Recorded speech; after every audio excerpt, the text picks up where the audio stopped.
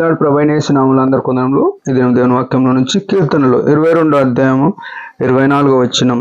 ఇక్కడ చూసినట్టయితే ఒక మాట రాయబడింది, ఆయన బాధపడు వాని బాధను తృణీకరింపలేదు, దాన్ని చూచి ఆయన అసహ్యపడలేదు, అతనికి తన ముఖము దాచుకొనలేదు, వాడాయనకు మొరపెట్టగా ఆయన ఆలకించెను. ప్రేమైన వాళ్ళరా, ఈ కీర్తన దావీదు రాసినాడు. ఎంతో లోతైన అనుభవంతో రాసిన కీర్తన. ఏమంటున్నాడు?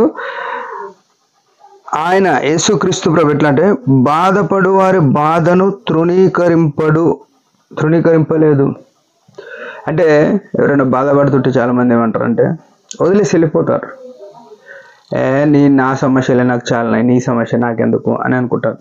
కానీ ఈ ప్రభు ఎట్లుంటాడంటే, ఆయన శిలువ మీద ప్రాణం పెట్టింది ఎందుకంటే ఇట్లా బాధపడు వారి బాధలు విడిపించడానికే. ఇంకేమంటున్నాడు?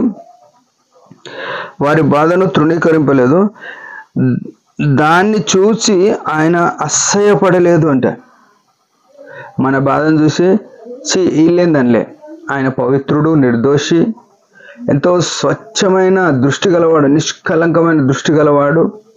ఆయన ఎలాంటి పాపం లేని ఆ దేవుడు. ఆయన ఎట్లంటే ఇట్లాంటి బాధపడు వారిని, తృణీకరింపబడి వారిని, అవమానంగా ఉన్నవారిని చూసి ఆయన అసహ్యపడలేదంట. వీళ్ళేంది నాకు దగ్గరికి రావడం అని అనుకోలే. ఆయన శుద్ధుడు, పరిశుద్ధుడు. ఆయన అంత శుద్ధిగా ఉండి ఇట్లా బాధలో ఉన్నవారు, తృణీకరంగా ఉన్నవారిని కూడా ఆయన ఏమాత్రం అసహించుకొనలేదు. ఇంకా మూడో విషయం ఏంటంటే, అతనికి తన ముఖము దాచుకొనలేదు. యేసు ప్రభులో ఉన్న ఈ మంచి లక్షణాలు ఇంకెక్కడ లేవు. యేసు ప్రభు కాక ఇంకొక వ్యక్తి దగ్గర, ఇంకొక దైవం దగ్గర ఈ లక్షణాలు లేవు. ఏమంట? బాధపడు వారి బాధను తృణీకరింపలేదు, దాన్ని చూసి ఆయన అసహ్యపడలేదు, అతనికి తన ముఖము దాచుకోలేదంట. ఎంత శ్రేష్టమైన గుణగణాలు కలిగిన ప్రభువును మనం ఆరాధిస్తున్నాం, ప్రార్థిస్తున్నాం. చూడండి, యేసు ప్రభులో ఉన్న మంచి లక్షణాలు. అంటే నీ బాధ తీసుకొని మనం అనుకుంటాం కొందరితో, ఇలా చెప్పుకుంటే ఏం ప్రయోజనం మన బాధ, వాళ్ళు 2 మాటలు అంటారు నన్ను, లేకుంటే నేను చెప్పుకున్న నా సమస్య చెప్పుకుంటే 2 తృణీకారాలు వస్తాయి, ఇలా చెప్పుకుంటే ఏమనుకుంటాం. కానీ యేసు ప్రభు ఎంత శ్రేష్టమైన మంచి గుణము, మంచి లక్షణం కలిగిన వాడంటే, నీ సమస్య, నీ బాధ, నీ తృణీకారం, నీ అవమానం ఏదైనా ఉండని ఆయన దగ్గర తీసుకొని పోయి చెప్పే అంత అవకాశం మనకి ఇచ్చినాడు. ఆయన నైజం అది. ఎవరైనా వచ్చి ఆయనకు చెప్పుకోవచ్చు. అంత శ్రేష్టమైన ప్రభువును మనం కలిగి ఉన్నాం.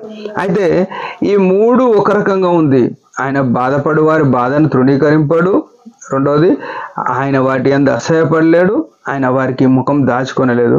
4వ విషయం ఏంటంటే, వాడాయనకు మొరపెట్టగా ఆయన ఆలకించెను. ప్రియమైన వాళ్ళారా, ఇది ఒక క్రైస్తవునికి ఎంతో ఓదార్పునిచ్చేది, ధైర్యపరచమాట. నీ పరిస్థితిలో ఏ పరిస్థితిలో ఉన్నా సరే ఆయనకు మొరపెట్టినప్పుడు ఆయన ఏం చేస్తాడంట? ఆలకించేవాడు అయినాడు. ఈనాడు మనం అంటాం, నా గోడెవనికి పడుతుంది, నా బాధ ఎవరికి చెప్పుకోవాలి అని నిరుత్సాహపడే ప్రతి ఒక్కరం కూడా మనం యేసు ప్రభు వైపు మళ్ళుకొని, యేసు ప్రభు వైపు చూసి ఆయనకు మొరపెట్టి ఆయన వలన ఆశీర్వాదాలు పొందేవారమై ఉండాలి. ఎంత స్పష్టమైన మాట చూడు. వాడు ఆయనకు మొరపెట్టగా ఆయన ఆలకించెను. ఆలకించే దేవుడు. ప్రియ సహోదరుడా, సహోదరి, నీ సమస్య ఎంతదైనా, నీ దుఃఖం ఎంతైనా, నీ నిట్టూర్పు ఎంతైనా, నీ కష్టం ఎంతైనా, మొరపెట్టడానికి నువ్వు సిద్ధంగా ఉంటే వినడానికి నీకంటే ఎక్కువ సిద్ధంగా ఉన్నాడు యేసు ప్రభు. ఆ గొప్ప దేవునికి మొరపెట్టి మనం విడుదల పొందవలసిన వారమైన, మన సమస్య ఎంతదన్నా కానీ విడుదల చేయడానికి ఆయన సమర్థుడు. ఈ మాట మనం గుర్తుపెట్టుకొని ఆయనకు మొరపెట్టే వారమైందాం. దేవుడి మాట దీవించుట చిన్న ప్రార్థన. పరమ తండ్రి, యేసు ప్రభు నామమును బట్టి వందనాలు. ఉదయకాలం ఇచ్చిన ఆయుష్లో తండ్రి, నీ కృపను చేత ఇచ్చిన వాక్యాన్ని నీరుగట్టి ఫలింపచేయండి. బాధపడే వారు ఎవరైనా సరే నీకు మొరపెట్టినప్పుడు ఎట్లాంటి బాధ అయినా సరే విని తీర్చడానికి ఇష్టపడే దేవుడు. నీ అంత ఆదరణ, ఓదార్పు, సహాయము ఎక్కడ లేదు. నా సమస్య, మా సమస్యలన్నీ కూడా నీ పాదాల చింత పెడుతూ యేసు ప్రభు నామములో ప్రార్థిస్తున్నాం తండ్రి, ఆమెన్. మీరందరి పరిచయం గురించి బాగా ప్రార్థన చేయండి. Praise the lord.